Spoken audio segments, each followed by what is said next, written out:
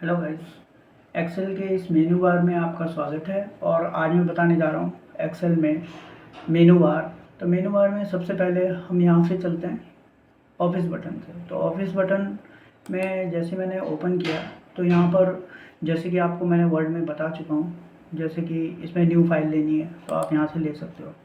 New file किसी भी blank documents को आप ले सकते हैं। इसके अलावा आप इसमें ओपन कर सकते हैं किसी भी फाइल को। हमें यहाँ से ओपन करना है तो हम उस फाइल पे क्लिक करेंगे।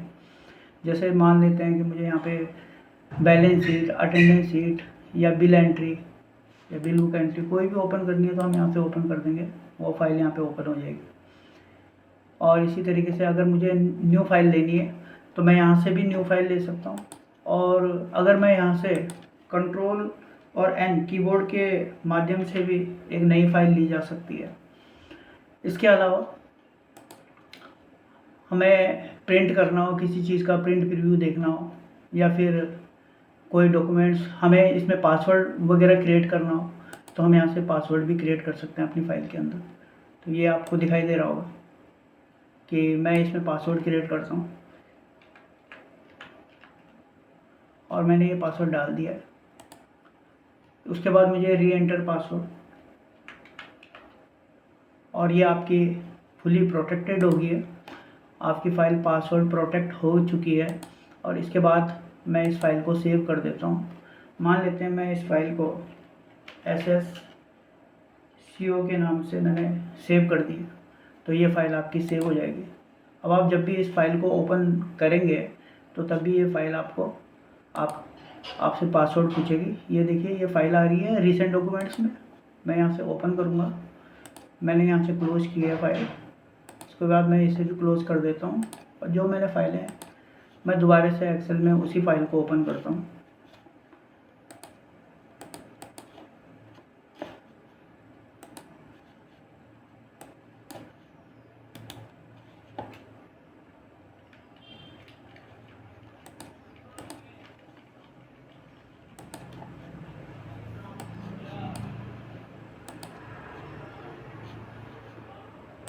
और मैं यहाँ पे गया, मैंने यहाँ से SSCO के नाम से जैसे मैंने यहाँ से फ़ाइल ओपन की है तो ये आपसे पासवर्ड पूछ रहा है। अब मुझे इसमें पासवर्ड डालना होगा 1 2 3 4 5 जो मैंने पासवर्ड डाला था। और जैसे मैं इसे ओपन करूँगा आपकी फ़ाइल जो है वो ओपन हो जाएगी। इसके अलावा मैं सेंड डॉक्यूमेंट्स, मुझे ईमेल करना हो एक्सेल की फ़ाइल को तो मैं इसके थ्रू ईमेल कर सकता हूँ, ठीक है। इसके अलावा मैं इसमें सेंड कर सकता हूँ फाइल को। और इसके अलावा आपके एक्सेल के ऑप्शन को मैं यहाँ से जैसे ही ओपन करता हूँ, मान लेते हैं मुझे इसका डैशबोर्ड का कलर चेंज करना हो तो मैं यहाँ से कलर भी चेंज कर सकता हूँ, इसकी फ़ॉन्ट चेंज कर सकता हूँ, छोटी या बड़ी कर सकता हूँ। और जैसे मैंने इसे क्लिक किया तो आप देख रहे होंगे कि जो इसका मेन डैशबोर्ड है, मेनू बार है, ये पूरा डैशबोर्ड आपका जो है वो ब्लैक हो चुका है। तो इसी तरीके से मैं इसे फिर से ओपन कर लेता हूँ। आपकी एक्सेल की फ़ाइल ओपन हो चुकी है और यहाँ पर मैं कुछ डिजिट और नंबर्स लिख देता हूँ।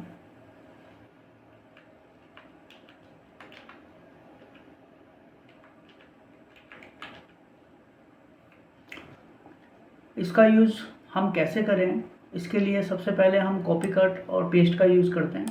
जैसे मान लेते हैं मुझे इसे कॉपी करना है तो मैं यहाँ से कंट्रोल C का यूज़ भी कर सकता हूँ और राइट क्लिक करके इसे सिलेक्ट करने के बाद भी मैं इसे कॉपी कर सकता हूँ। मान लेते हैं मुझे यहाँ पर पेस्ट करना हो इसे तो मैं यहाँ पे पेस्ट कर सकता हूँ इस तरीके से।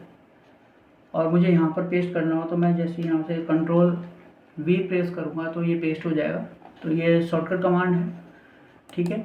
इसके अलावा सेलेक्ट करने के बाद मैं इसे बोल्ड कर सकता हूँ। तो बोल्ड मैं यहाँ से मैनुअली अगर मुझे करना हो तो मैं इसे मैनुअली इस तरीके से बोल्ड कर सकता हूँ। और जैसे मैं यहाँ पर कंट्रोल के साथ 2 प्रेस करूँगा तो ये भी बोल्ड हो जाएगा। कंट्रोल 2 से बोल्ड हो जाता है, ठीक है।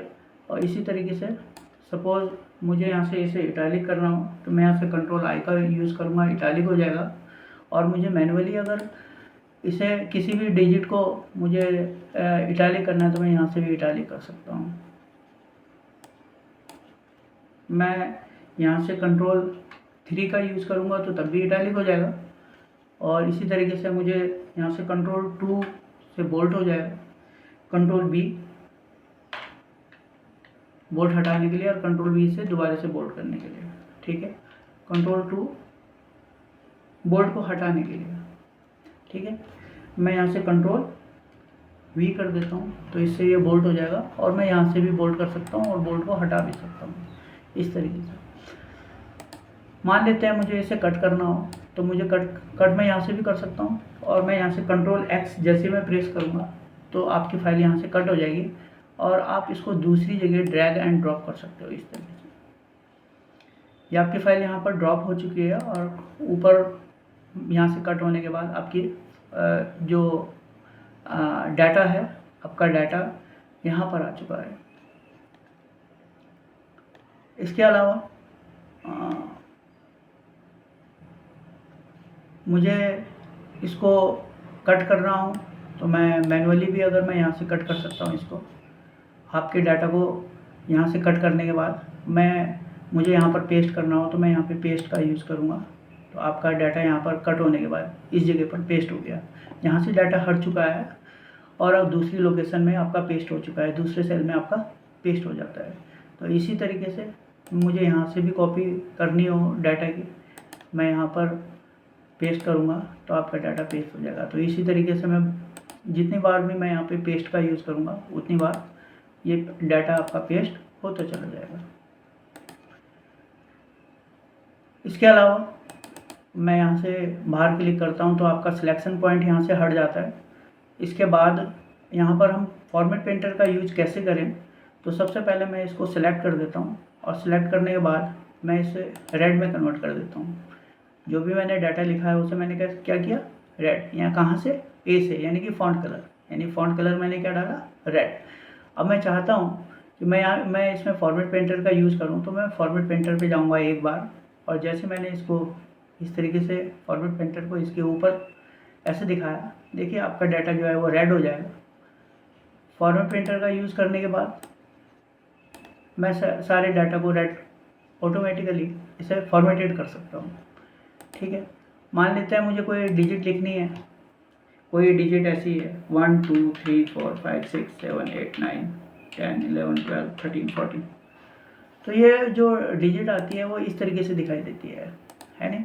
तो इस डिजिट को दिखाने के लिए हम क्या करते हैं, इसके लिए हम यहाँ पे कॉमा का यूज़ करेंगे, और जैसे हम कॉमा का यूज़ करेंगे ये देखिए अब आप पूरी डिजिट को देख सकते हो। इसको सेल को थोड़ा सा यहाँ से विड्थ इसकी बड़ी कर देते हैं, तो विड्थ आपकी बड़ी हो चुकी है और आपको पूरी डिजिट दिखाई दे रही है।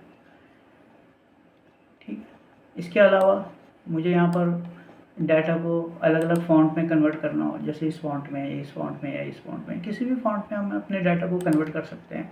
आपका डाटा इस तरीके से दिखाई देगा।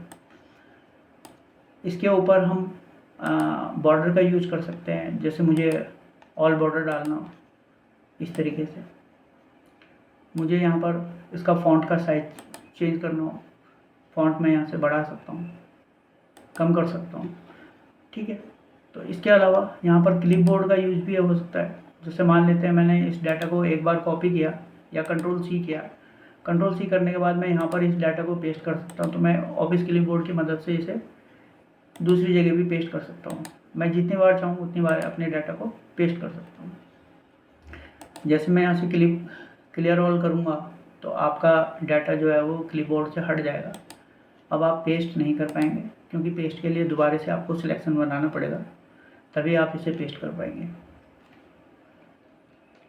मैं इसे सारे डाटा को हटा देता हूँ और अपनी दोबारा से उसी पोजीशन में जहाँ पर डाटा था मैं उसी पोजीशन में आ जाता हूँ। अब आप देख रहे होंगे कि यहाँ पर यह है आपका फिल कलर। तो fill colour the background colour of selected cell, यानी कि किसी भी सेल में हम बैकग्राउंड कलर को सिलेक्ट कर सकते हैं। तो कोई भी सेल हमने सबसे पहले सिलेक्ट करेंगे, सिलेक्ट करने के बाद मुझे यहाँ पे बैकग्राउंड कलर अप्लाई करना है, तो मैं इस तरीके से बैकग्राउंड कलर अप्लाई कर सकता हूँ। इस वाली सेल में कोई दूसरा कलर चाहिए होगा मुझे, तो इस तरीके से दूसरा कलर भी इसमें जो आ जाएगा। ठीक है। तो इसी तरीके से मुझे यहाँ पर बैकग्राउंड में मोर कलर, ये कलर है, आप यहाँ पे कलर का कॉम्बिनेशन बना सकते हो, यानी RGB, रेड ग्रीन ब्लू, है ना। जिस हिसाब से आप कॉम्बिनेशन बनाएंगे उस हिसाब से आप यहाँ पे कलर को सेट कर सकते हैं और इसमें अप्लाई कर सकते हैं।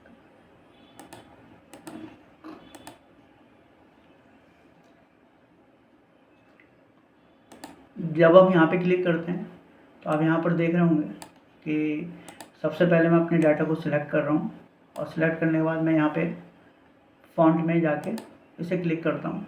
क्लिक करने के बाद मैं यहाँ पर फॉर्मेट सेल में जा रहा हूँ। फॉर्मेट सेल में आपके हैं नंबर्स, परसेंटेज, है ना, ये सारे जितने भी हैं, जैसे नंबर हैं या करेंसी है, तो करेंसी आपको कितने डिजिट तक दिखानी है वो उस हिसाब से यहाँ पे डेसिमल प्लेसेस तक आप यहाँ पे 2, 3, 4 जितने डेसिमल प्लेसेस तक आपको करेंसी दिखानी होती है उस हिसाब से आप यहाँ पे डेसिमल प्लेसेस को सेट कर सकते हो करेंसी में। इसके अलावा हम यहाँ पर फ़ॉन्ट में जाते हैं और फ़ॉन्ट में जाने के बाद मैं यहाँ पे नंबर्स या करेंसी, तो यहाँ पर कस्टम में क्या करते हैं, तो कस्टम में क्या होता है कि मान लेते हैं मेरे पास अभी ये डाटा है, मैं इस वाले सेल को यहाँ पे सिलेक्ट कर देता हूँ और मैं यहाँ पे फ़ॉन्ट में जा रहा हूँ और फ़ॉन्ट में जाने के बाद मुझे जाना है नंबर में, और नंबर में जाने के बाद मैं यहाँ पे जाता हूँ कस्टम में, ठीक है। और कस्टम में यहाँ पे जनरल में चला जाता हूँ और जनरल में जाने के बाद मान लेते हैं कभी कभी ऐसा होता है कि जब आप बिल बना रहे होते हैं ना, तो बिल में क्या होता है कि कभी कभी उसमें पीसेस भी आ जाता है, जिसको जब हम बिल को मल्टीप्लाई करते हैं या उसका टोटल करते हैं तो उसमें काफ़ी प्रॉब्लम्स का सामना करना पड़ता है। तो इसके लिए हमें पीसेस को किस तरीके से डिजिट के साथ दिखाएं, तो उसको दिखाने के लिए हम सबसे पहले यहाँ पे डबल कोमा लगा देंगे। तो डबल कोमा लगाने के लिए हम यहाँ पे डबल कोमा लगाने के लिए शिफ्ट के साथ डबल कोमा लगाएंगे और यहाँ पर मैं लिख देता हूँ पीसेस, ठीक। और मैं इसे यहाँ से डबल कोमा से फिर इसको क्लोज कर देता हूँ और क्लोज करने के बाद मैं यहाँ से ओके कर देता हूँ। अब देखिए जितना मैंने यहाँ पे सेल्स आपके सिलेक्ट किए हैं उतने में यहाँ पर पीसेस आ जाएगा। मैं इसको एक बार इसमें बॉर्डर डाल देता हूँ इसमें, और मैंने यहाँ पे लिखा 100, तो जैसे मैं एंटर करूँगा तो यहाँ पे 100 में क्या आ जाएगा, पीसेस। मैं यहाँ पे 20 लिख देता हूँ, 20 पीसेस। मैं यहाँ पे 200 लिख दूँ तो 200 पीसेस। इसी तरीके से मुझे यहाँ पे 100 लिखना हो तो 100 पीसेस, है। तो इसी तरीके से किसी भी डिजिट को हम कैलकुलेट कर सकते हैं उसके पीसेस के द्वारा। जैसे मान लेते हैं कि मैं यहाँ पे लिख दूँ 2 और मुझे इसे कैलकुलेट करना हो इस 2 को 100 पीसेस से, तो यहाँ पर बराबर लगाएंगे और बराबर लगाने के बाद 2 मल्टीप्लाई 100 पीसेस, तो देखिए आप इसकी वैल्यू आ जाएगी, है नहीं। तो इसी तरीके से आप इनकी भी वैल्यू को मल्टीप्लाई कर सकते हो, है नहीं। और इसके अलावा जैसे मान लेते हैं मैं यहाँ पे लिख देता हूँ 2 और यहाँ पर लिख दिया मैंने 100, तो जैसे मैंने 2 और 100 लिखा बराबर यहाँ पे लगा देता हूँ 2 मल्टीप्लाई 100, एंटर। तो यहाँ पे क्या आ रहा है, 200 आ रहा है ना मल्टीप्लाई करने के बाद। अगर मैंने यहाँ पर फॉन्ट में नंबर के ऑप्शन में इसे कस्टम नहीं किया होता फॉर्मेट सेल में, है नहीं, तो यहाँ पर क्या होता है, यहाँ पर मैं अगर 100 के बाद यहाँ पे पीसेस लिख दूँ तो यहाँ पर क्या हो जाएगा, नो वैल्यू हो जाएगी। देखिए इसकी कोई भी वैल्यू अभी तक एक्टिव नहीं हुई है और ना ही इसका आउटपुट आया है नहीं। तो इसी तरीके से आप इसका यूज़ कर सकते हो यानी किसी भी बिलिंग में। इसके अलावा हम यहाँ पर इसकी जो शॉर्टकट कमांड है वो कंट्रोल शिफ्ट F है। कंट्रोल शिफ्ट और F, आप जैसे ही आप क्लिक करेंगे तो आपका फॉर्मेट सेल का ऑप्शन आ जाता है और फॉर्मेट सेल के ऑप्शन में आपके पास आपको कोई बॉर्डर इनेबल करना है, कोई कलर फिल करना है नहीं। तो इस तरीके से आप यहाँ पे प्रोटेक्शन दे सकते हो, बॉर्डर, अलाइनमेंट। अब देखिए अलाइनमेंट का यूज़ कैसे करें, तो अलाइनमेंट का मान लेते हैं मुझे इस वाले सेल में अलाइनमेंट का यूज़ करना है, तो मैं यहाँ पे टेक्स्ट को थोड़ा सा ऊपर की तरफ को रोटेट कर देता हूँ। अब आप देखेंगे कि इसका आउटपुट कैसे आ रहा है, मैं यहाँ से जैसे ही ओके करूँगा तो आपका जो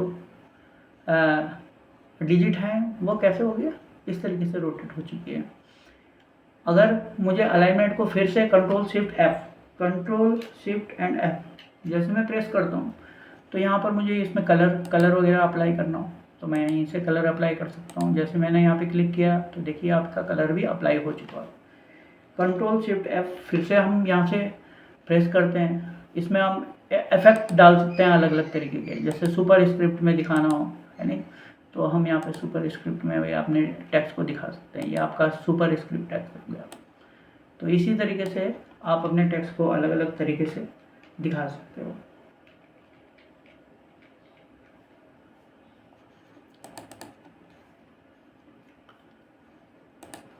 इसके अलावा मान लेते हैं कि मुझे यहाँ पे फ़ॉन्ट साइज़ को थोड़ा सा इंक्रीज़ करना हो तो मैं यहाँ से इंक्रीज़ कर सकता हूँ, और डिक्रीज़ करना हो तो मैं यहाँ से डिक्रीज़ कर सकता हूँ।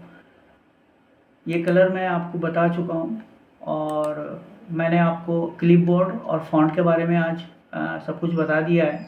इसके अलावा आप यहाँ पर देख रहे होंगे अलाइन, तो अलाइन का यूज़ कैसे करते हैं तो आज मैं ये बताने जा रहा हूँ। तो अलाइन का यूज़ सबसे पहले मैं इसके सेल को सिलेक्ट कर लेता हूँ। जैसे मान लेते हैं कि मुझे यहाँ से इसे सेल को थोड़ा सा बड़ा कर देते हैं, तो बड़ा करने के लिए मैं इसे बड़ा कर दिया।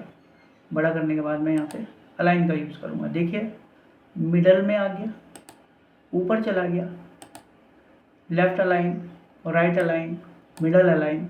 हम इस सेल को जहाँ चाहे वहाँ पर मूव कर सकते हैं। मिडल, देखिए left align, centre align, left align है। और इसी तरीके से आप यहाँ पर भी देख रहे होंगे कि यहाँ पे एंगल क्लॉकवाइज, वर्टिकल, मुझे इसे वर्टिकल में दिखाना है तो इस तरीके से दिखाई देगा।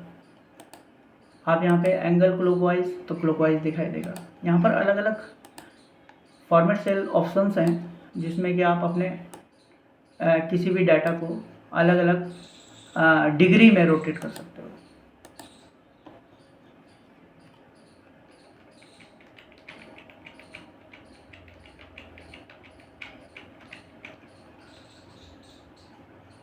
इसके बाद मैंने आपको बताया था डिक्रीज इंडेंट और इंक्रीज इंडेंट, जिसकी कमांड है, आपको कमांड दिखाई दे रही होगी, control alt shift tab. Control alt और शिफ्ट टैब से आप डिक्रीज इंडेंट कर सकते हो, और कंट्रोल ऑल्ट टैब से आप इंक्रीज इंडेंट कर सकते हो। अब ये इंक्रीज और डिक्रीज इंडेंट क्या होता है, तो सबसे पहले हम इसको सिलेक्ट करते हैं, और सिलेक्ट करने के बाद मुझे यहाँ से इसको टेक्स्ट को थोड़ा सा यहाँ से खिसकाना है। देखिए आपका जो टेक्स्ट होगा, क्योंकि यहाँ पर जगह नहीं है तो मैं थोड़ा सा इसमें जगह बना देता हूँ। अब आप देखेंगे आप टेक्स्ट को यहाँ से ईजिली खिसका पा रहे हो। जहाँ पर आपको रखना होगा उस जगह पे आप इसे रख सकते हो। यहाँ पे शिफ्ट कर सकते हो। यहाँ पे मूव करने के बाद ये देखिए आपका जो टेक्स्ट होता है वो इस तरीके से शिफ्ट हो जाता है। अगर मैं यहाँ से डिक्रीज इंडेंट कर दूँ तो डिक्रीज हो जाएगा, और इंक्रीज इंडेंट कर दूँ तो इंक्रीज हो जाएगा। ठीक है, तो हम इस तरीके से अपने टेक्स्ट को डिक्रीज इंडेंट और इंक्रीज इंडेंट कर सकते हो। इसके बाद आता है आपका टेक्स्ट रैप। टेक्स्ट रैप में क्या होता है, जैसे मान लेते हैं कि मैंने कोई भी टेक्स्ट यहाँ पे लिखा, SS कंप्यूटर सहसपुर। अब आपको इसे रैप करना है। मान लेते हैं आप कोई मार्कशीट बना रहे हो या कोई भी शीट्स बना रहे हो, उसमें आपको इसे रैपिंग करना है, यानी कि आपको एक ही सेल में ऊपर और नीचे दोनों तरफ आपको लिखना है, मतलब आपका टेक्स्ट जो है वो दोनों तरफ जाए। तो हम यहाँ पे टेक्स्ट रैपिंग कर लेते हैं। रैपिंग करने के बाद एक ही सेल में एडजस्ट हो जाता है। तो टेक्स्ट रैप से आप अपने सेल को क्या कर सकते हो, एडजस्ट कर सकते हो। यानी कि कहीं भी आपको एडजस्ट करना होगा अपने सेल को, आप उसे टेक्स्ट रैप करिए। कोई भी डिजिट हो आप उस डिजिट को भी रैप कर सकते हो। जैसे ये बहुत बड़ी डिजिट मैंने लिख दी है, और मैं यहाँ पे इसे कॉमा लगा देता हूँ ताकि डिजिट आपको दिखाई दे। तो ये अगर मुझे इसको रैप करना हो तो टेक्स्ट रैप कर देंगे। आपकी जो डिजिट होगी वो इसी एक ही सेल में रैप हो जाएगी और एडजस्ट हो जाएगी। इसके अलावा हम यहाँ पर सिलेक्ट करते हैं अब सेल्स को मर्ज और सेंटर।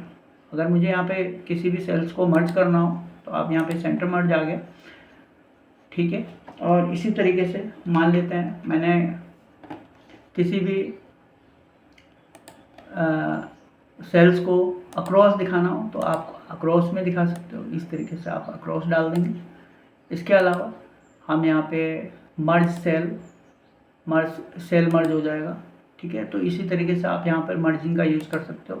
अलग अलग फॉर्मेट्स के हिसाब से, जैसे भी आप फॉर्मेट्स बनाते हो तो उसी हिसाब से, या फिर आप बिलिंग कर रहे हो वहाँ पर ये बहुत काम आएगा। तो इसमें आप अपने सेल को मर्जिंग कर सकते हो, अनमर्ज कर सकते हो, है नहीं। तो ये सारी चीज़ें आपको आज मैं बताने जा रहा हूँ। तो आज मैंने आपको बताया क्लिपबोर्ड, फॉन्ट, अलाइनमेंट। तो अगर आपको वीडियो अच्छी लगे तो वीडियो को लाइक करें, शेयर करें, सब्सक्राइब करें। धन्यवाद।